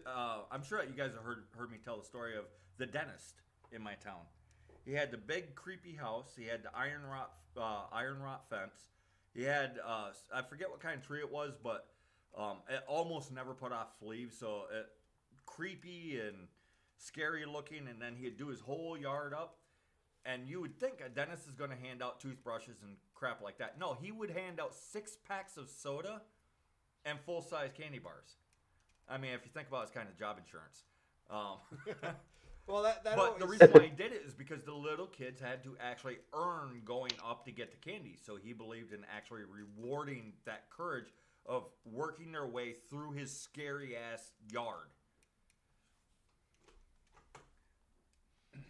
Yeah, because I had told people before, like, there was a guy, and I would love to be this guy, but he would have the scariest yard. Like, he had fog machines and everything, and he would disguise himself as some kind of creature in the yard. Like, one year he was the scarecrow, where you go up to get the candy, and then it turns out that the scarecrow that the candy bowls on is a person, and he gets up and he's got the candy, and as a kid you just run the other way. You're like, oh shit, what is that? He didn't even have to say anything. All he had to do was stand up to offer him the candy, and they just make dirt on the ground. But that is a great thing to do. Handing out the candy is a good one. I myself am a fan of testing people's courage. How about you guys? Dreadwolf, would you like to go? Yeah, I suppose really I quite like telling ghost stories to people, having a family round and getting involved in making some stuff. So the community I have aspect of it. Well, like the Yeah. Halloween party type thing. Yeah, I quite It's not like scary, but it dressing. is, but it's not. well, and you also have Guy Fawkes Night over there, and that's a really poorly understood holiday over here. So, do you do anything fun for that day? We blow a load of shit up. Okay, Perfect. that is fun then. Yeah, yeah. Especially in your frickin' country where you're not usually allowed to do anything fun anymore. We launch a lot of fireworks and wish that he succeeded. That's what we do. Do you have a license for that fun? Not yet, but I imagine they're trying to go on for one. Yeah. Like I said, I combine the two holidays together.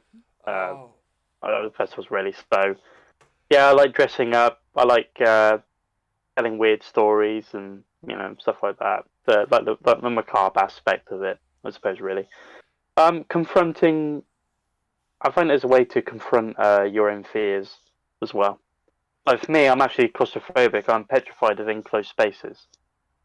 So Perfect. I always like to tell a story of someone actually being trapped. Because it actually works on me as well. I do actually shudder from time to time because I imagine myself being trapped. So it helps me sort of fight off the fear, really.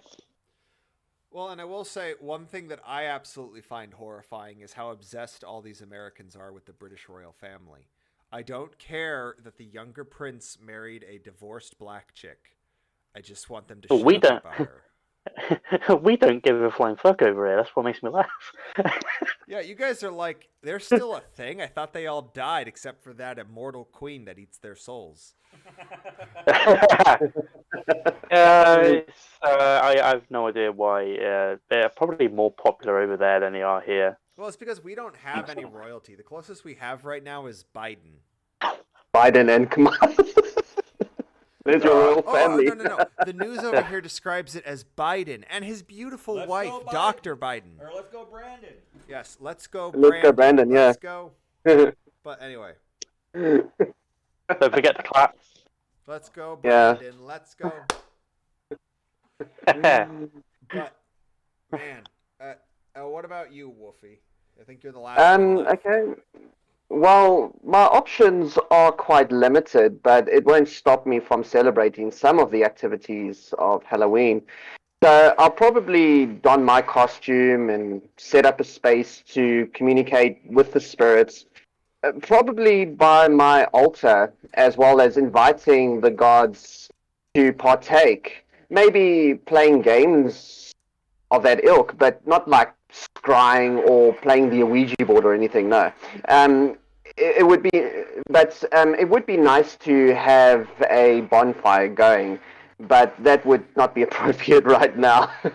I think I'd have the police descended upon whoever would be phoning in and saying, "Oh no, the neighbor's on fire," blah blah, whatever. Yes. But yeah, so I'll compromise and do the next best thing. Besides, a bonfire without friends would not be as invigorating as one with friends. Right. So some people will think I am mad, but that's okay because I have great fun doing it. However, there will come a time when I'll be able to celebrate Halloween in its full splendor. But for now, I'll just have to stick to my altar and just communicate with the spirits, commune with the gods, etc., and just have some fun. Yeah. I mean, really? If where you're at, yeah. Sing them a song, drink a drink. Yeah. And work towards better times. Yep, that's what Yeah. we're all doing. And tell the stories, and people think, well, you're mad, you should be in a lunatic asylum. Well, I don't care. Right. I have great fun doing it. Well, you can tell them how your year's been.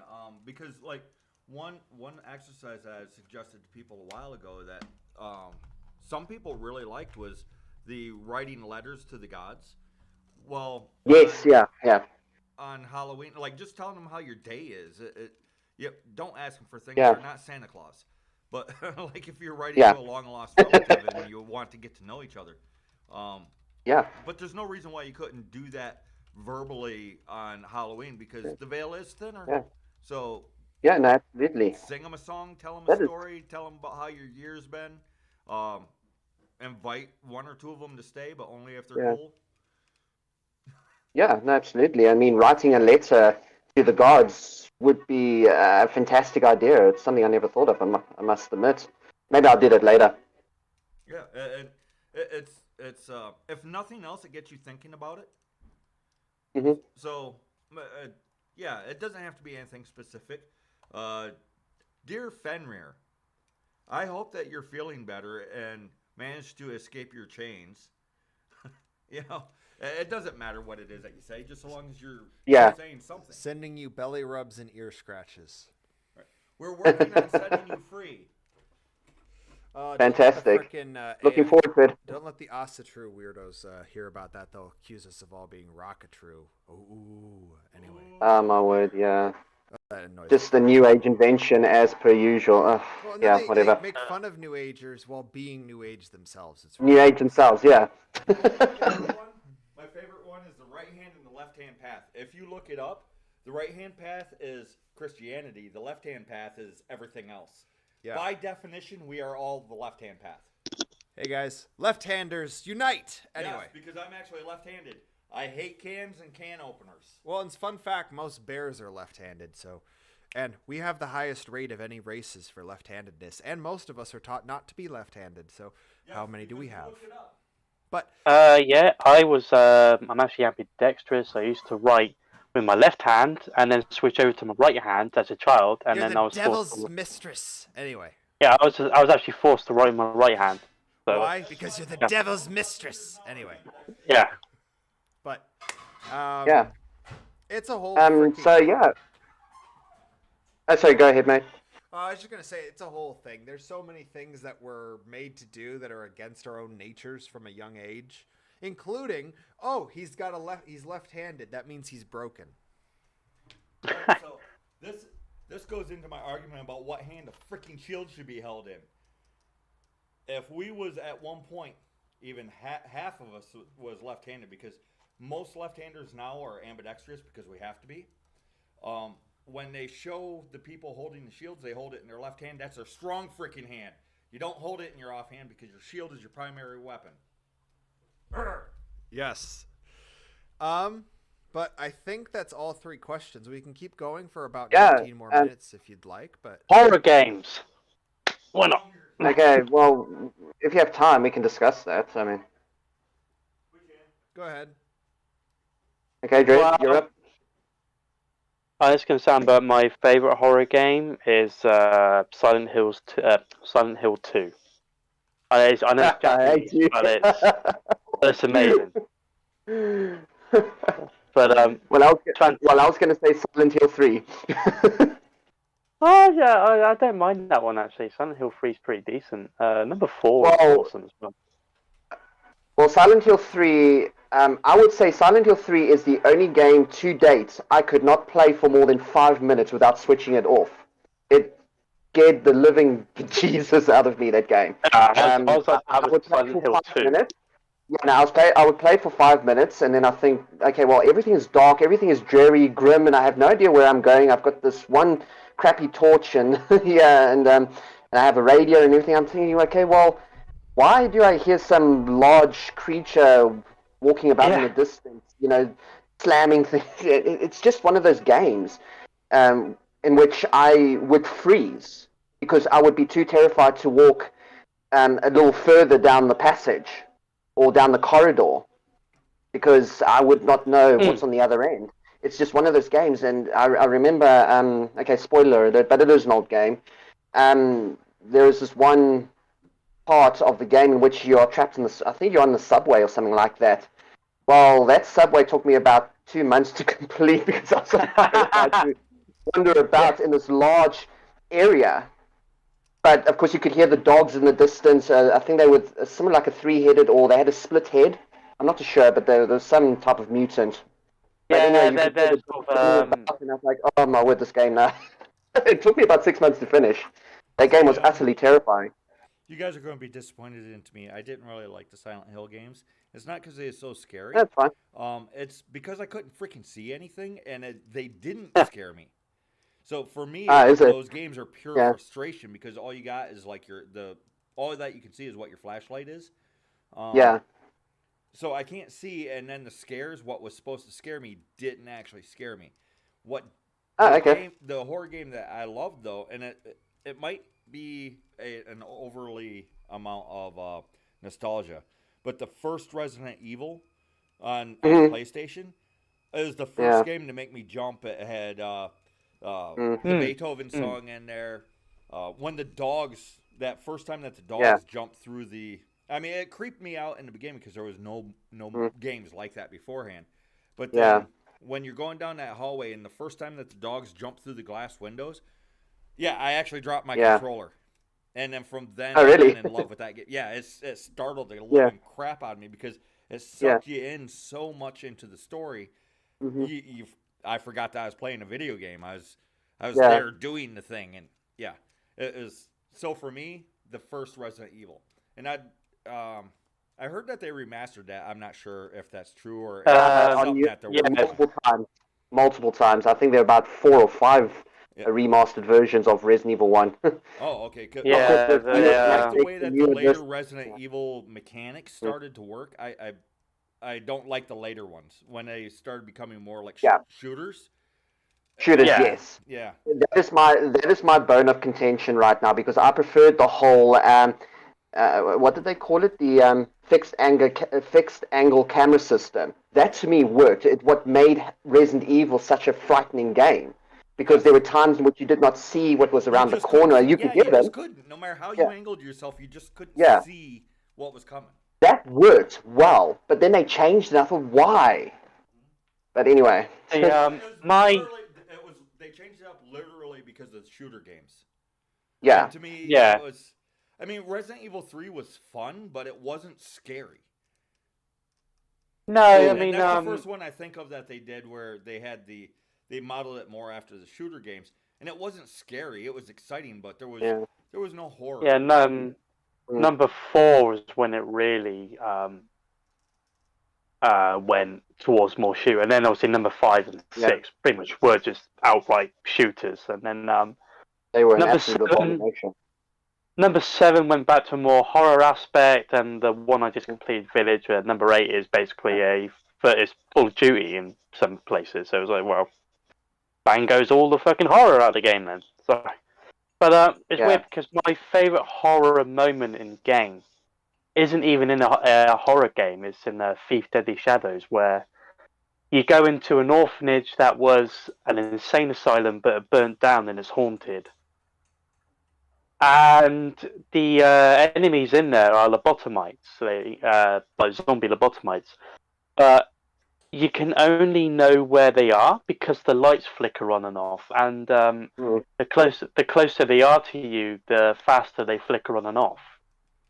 So Yeah, What they used to do with the older horror games was they told a story, and then they stopped. Yeah. They're not actual stories anymore. They're more like cartoons, moving cartoons now, with horror visuals, but without the horror involved. So they become more what's that word? Not grotesque, but it's like blood and it's they become there's another word for it. Where it's for like gore body hound. horror. cool. Yeah. And that's not actually scary, especially if you could see it. It's gory. Yeah. Gore hounds. Yeah, I have that with it's a film that come out, Terrifier, Murderous Clown. It's not a horror film. It's just there for the violent visuals. I don't like that. You know, I mean, the actual actor who plays the clown does a really good job. I'll give him that. But it's not horror to me. It's just trying to put you off with violent visual effects. Right. You know, I don't have a problem with that. It's just, it's not a horror game. The horror is supposed to be scary, or at least thought-provoking. And that's the other thing too is there was even like with the Resident Evil, even the Silent Hill, there was an underlying story that they was telling. Now there is no story depth. Nothing. It's like go from this room to that room, listen to the dialogue, and go shoot stuff. Collect this item, go back, collect that item, and do this. Yeah, it sort of becomes repetitive. Right, and by the way, here's a bloody Uzi thing. Look at how well we did the model. It's like, no. Here's the Last- thing, Yeah, you it doesn't hide work the like that. model, it's scarier, and you don't have to put all the detail into it, so you can actually produce it faster. There you go, video game guys.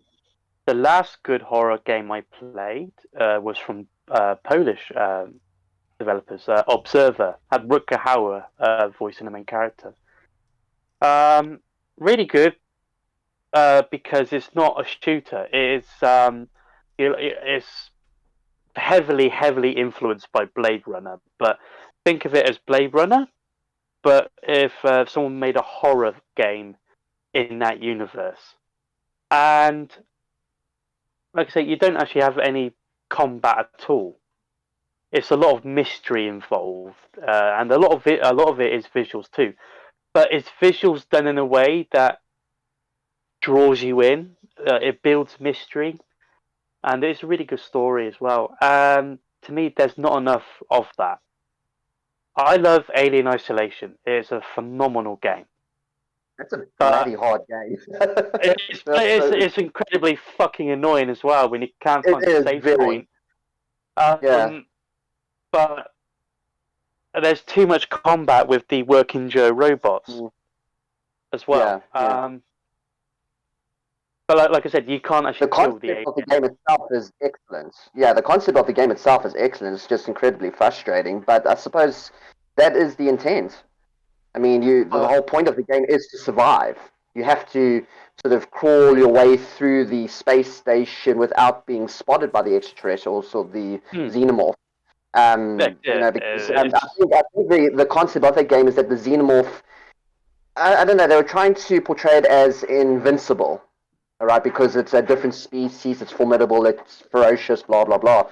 But I think that was the whole. Modeled it after the first film. It's like even when in the first Alien film they put it in space and it's still alive. You know. Yeah. I liked it. I mean, obviously you can frighten it away with flamethrowers and all that.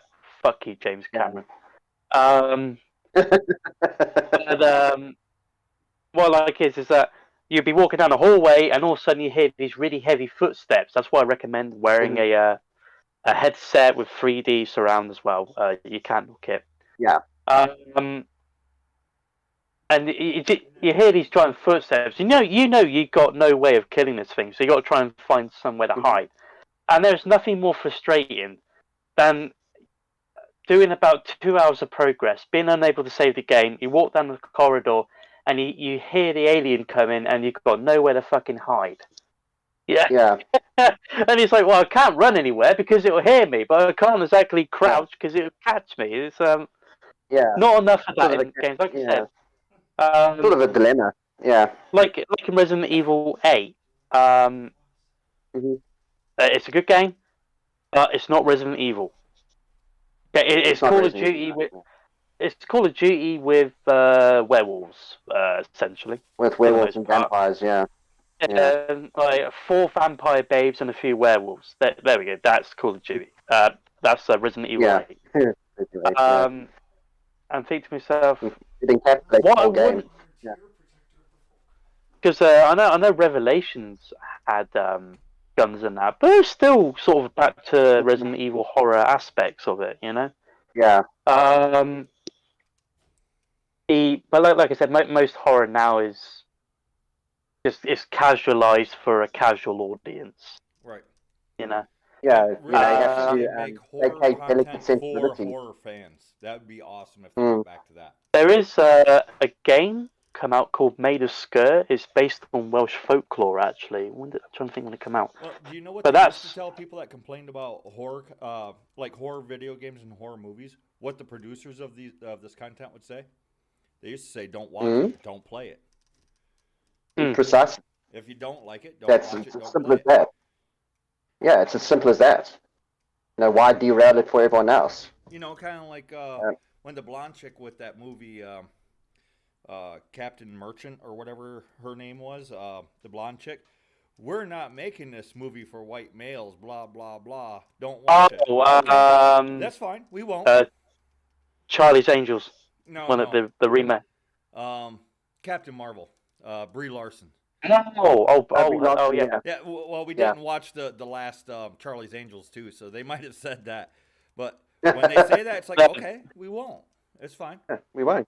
Yeah, Yeah. well, we didn't. That was a bit like with EA with Battlefield Vagina 5. Sorry. Right. Um, it goes. Well, if you don't like it, don't play the game. It's like, all right, we won't. Right. And it Yeah. worked. Yeah. And here's the They're not thing is, bought it. Completely For- counterintuitive of them to they say will that. actually draw in more of the hardcore fans because you Mhm. can't have everybody be your fans. If you do, then Yeah. nobody is happy and everybody's going to leave. So for the horror genre, make content for people that love horror, true horror. And it's Mhm. okay to make gore stuff because there's people that's fans of body horror and gore, and that's fine. Yeah. Make just don't call it horror. Call it what it is. This is a body horror and gore game or film. We made it for See, these people, I- and then you can be excellent at it. Yeah. I know Hellraiser is one of my all-time favorite films, but I wouldn't necessarily say it's out and out horror. It's people being ripped apart by chains and stuff like that.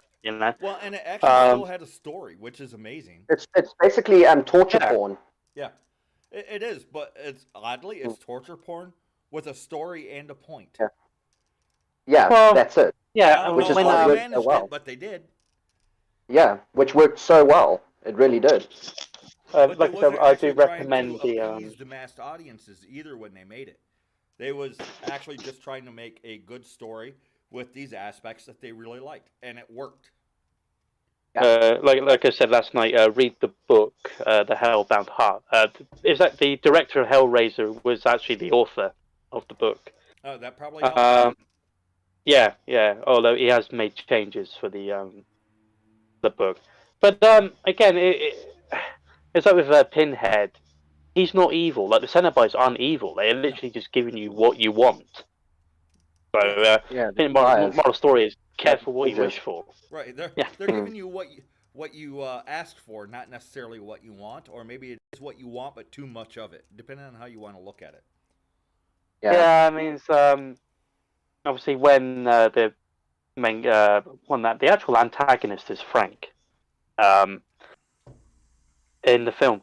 But it's like you say, oh, I got this. It's like a real sexual deviant. Open up this box, and I'm going to be seduced by 500 S&M nurse outfit wearing Kate Beckinsales. And then actually turns out to be a load of S&M sort of former humans with bits of their body cut off and modified, and that's what you're having. You're being tortured for your pleasure, to the point where Well, and it's even pleasure- mentioned constantly is that they're trying to bring pleasure. Yeah. but that's why I like it. It is a really good story. I do like it, and it's intriguing. Now you want to know who the Cenobites actually are, why they do what they do, and stuff like that. And I think there's no such thing as a compelling villain now in these films. Or at least they're trying too hard to make one. Well, So it's like Michael Myers, The villain yeah. was actually Thanos, and then they accidentally wrote him to be the hero of the movie. And he's not horror, but he is a villain. Yeah. Yeah.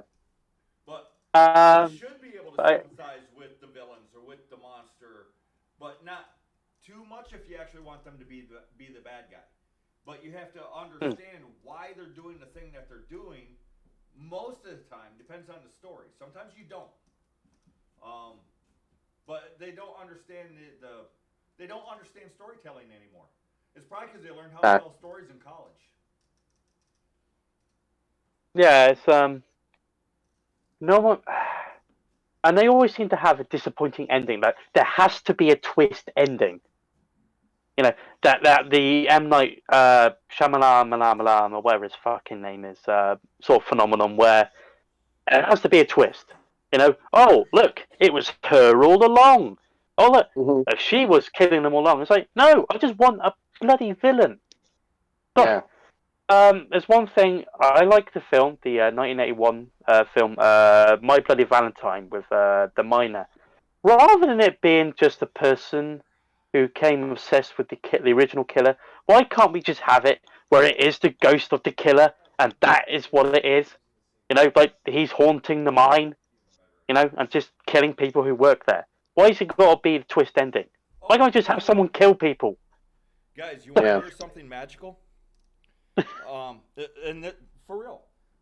Last night we put out a couple of the first pumpkins, right? First jack-o'-lanterns. Put 2-hour candles in each one. One of them is still burning from last night. So it's Wow. been burning for 12, 13, 14, 15, 16, 17 hours. Almost 18 hours. Oh, nice. Nice. Suck it. But yeah, on that note, shall we end the stream? Yeah, we can wrap her up. Let me cut Okay. up first, and so I can be ready with all the buttons. I'm going to tell everybody, have a jolly spirits day. Even if yours is almost over, just go boo to somebody. Don't keep your head Yeah. down. Don't keep your mouth shut. Do keep your powder dry because shit's about ready to get real. So we have to keep this shit moving. All right, I'm done. Dread, would you like to go? All I'm going to say is reject modernity, embrace pulp, and become the culture. There we go. That's good. Yeah. You should have gone as Shadow Sweet for and succinct. Halloween. Okay, well, I'm just going to say you can find me on Telegram. My channel is AethelWulf Art, whereon I post updates on my artwork in progress, occasional folklore, and just general news. You can also find me on Instagram and Facebook under AethelWulf Art, though I do not update regularly on those sites as I'm slowly but surely weaning myself off mainstream platforms. Additionally, you can visit my online stores to purchase my artwork on whichever assortments, decorative household items, etc. That will appear to you. The sites are as follows. Displate.com, you can find it under AethelWulf / Norse Celtic Artwork. That is displate.com / AethelWulf / Norse Celtic Artwork. And of course, Teespring, also under AethelWulf Art, for a variety of cool t-shirts. And I do believe the final one is Redbubble / AethelWulf Art. And then finally, our newly released book by Wilder Times, which you can find on www.blurb.com, Wilder Times. The book is without a doubt a labor of love, as we worked exceptionally hard on the book. It is a 100-page book brimming with content galore, from warrior trials to werewolves, witches to gargoyles, trees of the Hyperborean people, spine-chilling ghost stories of the town in which I grew up, as well as poetry and prose, mouth-watering recipes, and more. You can acquire this rich, wondrous, and vibrant book for the reasonable price of $32.99. Your support will be greatly appreciated, as the money we'll make from this project will fund future projects, as well as our co-project, wherein we will be donating trees for every book we sell. Through November 2nd. Through Yeah. November 2nd, And, the end of Samhain. Yeah, of course. Anyway, thank you for tuning in. We hope you will have a wonderful Halloween. Remember to partake in the many festivities, as well as telling stories, and just interact with your friends and family. Invite the spirits, the ancestors, the gods and goddesses into your social circle, because they're family. So stay great, stay pagan, and do not let the werewolves bite you tonight. Unless you want to become one, then hey, all the power to you. Have a fantastic Halloween, everyone. AethelWulf out. And I will simply say, have a jolly Halloween, everybody, and enjoy the day. The ancestors come to visit. Don't let them catch you with your pants down unless you got some really interesting history there you want to probably not tell me about. Lorekeeper out.